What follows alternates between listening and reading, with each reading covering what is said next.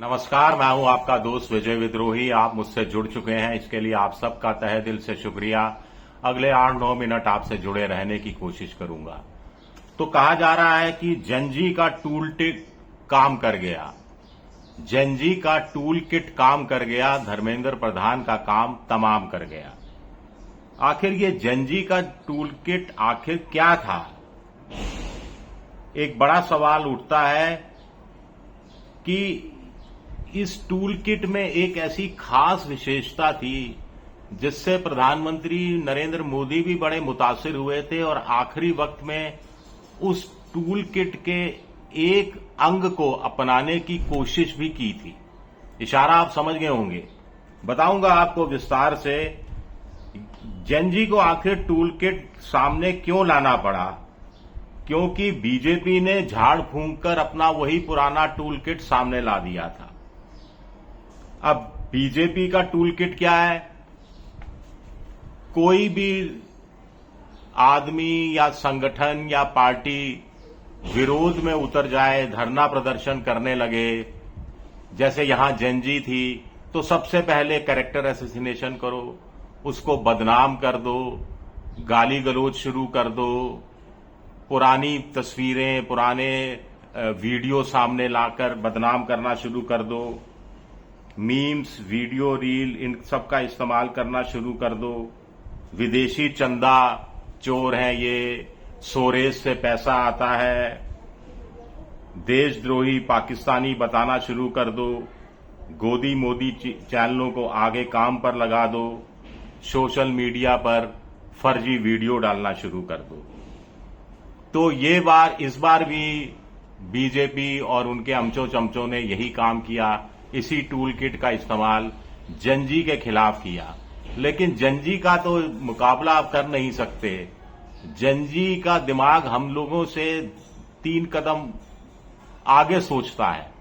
तो जनजी का tool kit क्या था? इंस्टाग्राम को रंग दिया वीडियो से। मीम्स, वीडियो, रील, स्टोरी, सबका सहारा लिया गया। ऐसे ऐसे पोस्टर बनाए गए, उस पे ऐसे ऐसे शब्दों का इस्तेमाल किया कि बड़े बड़े नेता घबरा गए। बीजेपी से प्रेरणा भी ली जनजी ने अपने टूल किट को बनाने में, कि बीजेपी वाले जिस ढंग से गालियां देते हैं दूसरों की, जो यूट्यूब चैनल है उस पर जाकर मां बहन करते हैं, वैसी गालियां जनजी ने भी देनी शुरू कर दी।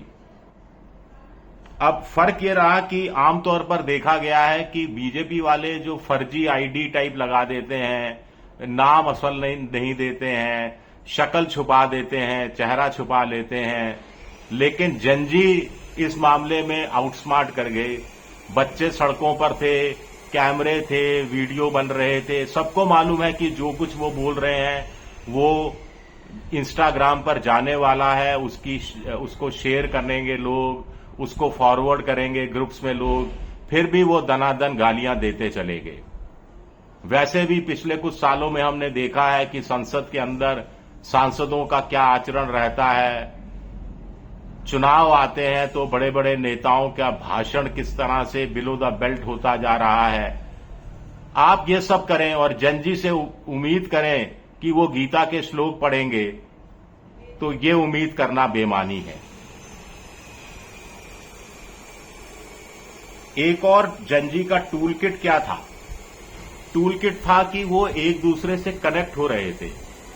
जंतर मंतर का वीडियो पटना में वायरल कराया जा रहा था, पटना का वीडियो नागपुर में वायरल कराया जा रहा था, नागपुर का वीडियो मुंबई में वायरल कराया जा रहा था, मुंबई का वीडियो जयपुर में वायरल कराया जा रहा था और एक माहौल बनाया जा रहा था। टूल किट बीजेपी का हिंदू मुसलमान करना, भड़काने की कोशिश करना, हिंदू खतरे में है जैसी बातें शुरू करना, इस्लाम से या आतंकवादियों से, खालिस्तानियों से हर चीज को जोड़ने की कोशिश करना। और जनजी अपने टूल किट में क्या कहता है? आमतौर पर क्या नारे वहां लगते रहे जो मैं सुन रहा था? मोदी जब जब डरता है हिंदू मुस्लिम करता है, मोदी जब जब डरता है हिंदू मुस्लिम करता है।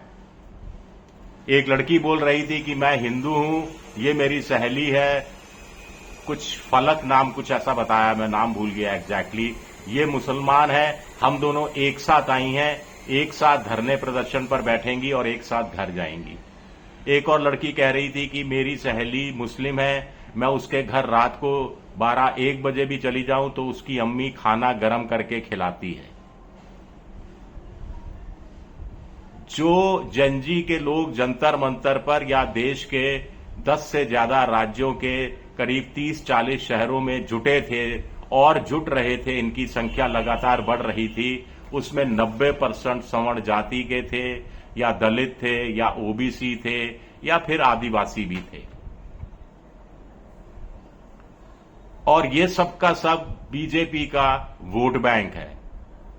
इसमें एक बड़ा हिस्सा हिंदुत्व में यकीन करता रहा है और इस वोट बैंक को छिटकते देखना कैसे अफोर्ड कर सकते थे बीजेपी के नेता, संघ के नेता।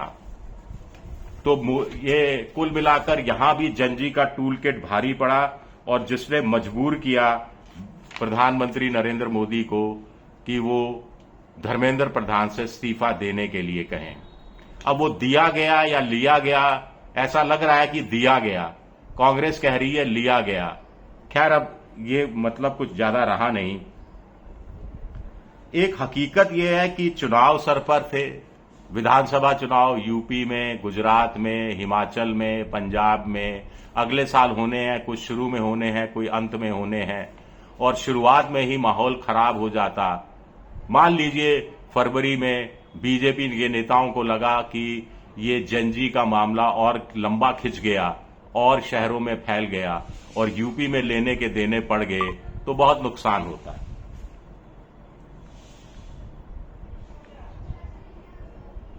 एक आंकड़ा भी इंटरेस्टिंग है कि इस समय जंजी की संख्या 38 से 40 करोड़ है, जो 2029 के लोकसभा चुनाव में 44-45 करोड़ के आसपास पहुंच जाएगी। तो ये जनसंख्या वाला डाटा, ये डाटा भी कहीं ना कहीं जंजी के टूल किट का एक हिस्सा रहा।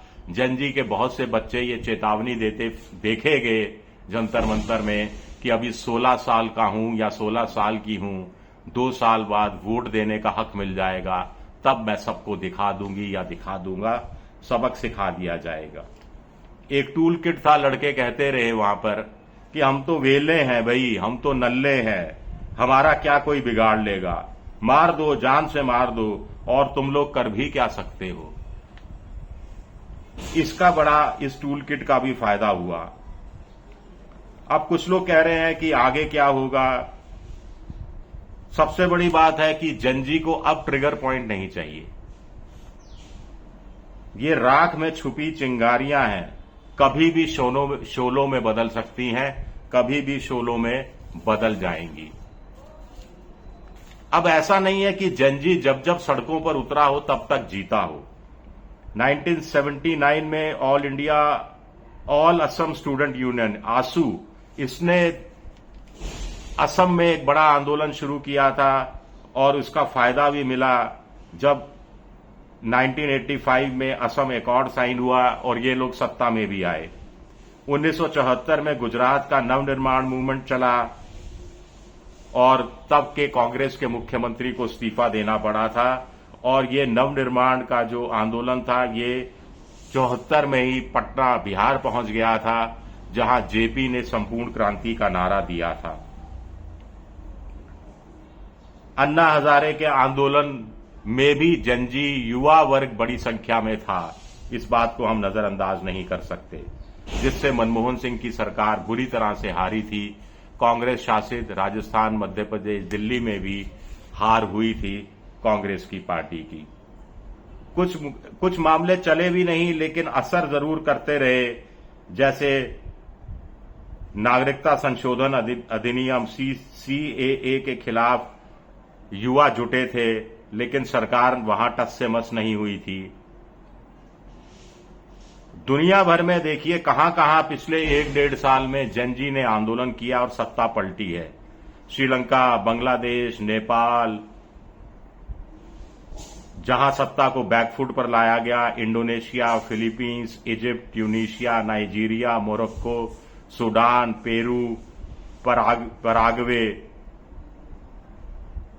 तो ये इतिहास हाल के पिछले साल के 2-3 साल से सबक लेने की जरूरत है सत्तारूढ़ पार्टियों को। शुक्रिया मेरा वीडियो देखने के लिए। पसंद आए तो लाइक कीजिए, सब्सक्राइब कीजिए, शेयर कीजिए। शुक्रिया।